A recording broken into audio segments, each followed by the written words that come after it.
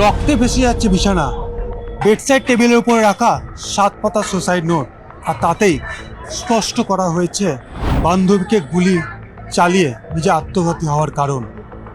সম্পর্কে টানাপোড়েন এমনটাই মনে করা হচ্ছে লেক গার্ডেন্সের এই গেস্ট হাউসে তরুণীকে লক্ষ্য করে গুলি চালিয়ে আত্মঘাতী হয়েছেন অসামরিক প্রতিরক্ষা দপ্তরের এক কন্ট্রাকচুয়াল কর্মী।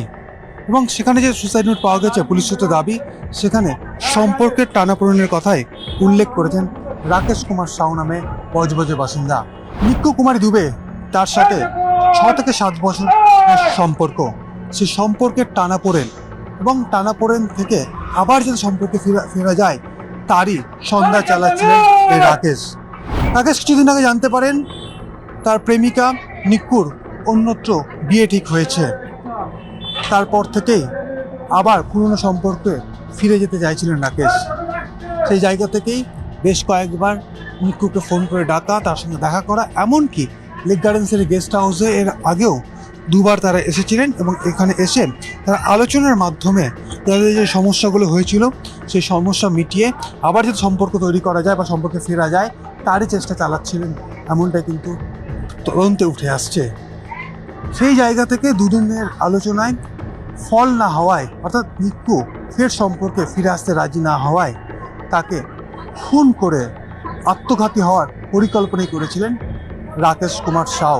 সেই কারণেই বুধবার বেলা 2টো নাগাদ লেক গার্ডেন্সের এই গেস্ট হাউসেই প্রেমিকা নিক্কুকে নিয়ে আবারও এসেছিলেন রাকেশ। 4:50 নাগাদ এই গেস্ট হাউসের যিনি কেয়ারটেকার ছিলেন তিনি ভেতরেই গুলি চলার শব্দ পান। কিছু বুঝে ওঠার আগেই দেখতে পান যে নিক্কু পায়ে গুলি লাগা অবস্থাতে ওপর থেকে নিচে নেমে আসছেন। বাঁচাও বাঁচাও, তাকে লক্ষ্য করে রাকেশ গুলি চালিয়েছে এই কথা যখন তিনি বলছেন কেয়ারটেকারকে, সেই সময় আবার একটি গুলি চালার ঘটনা। তারপরেই লেক থানাকে খবর দেওয়া হয় এই গেস্ট হাউসের তরফে।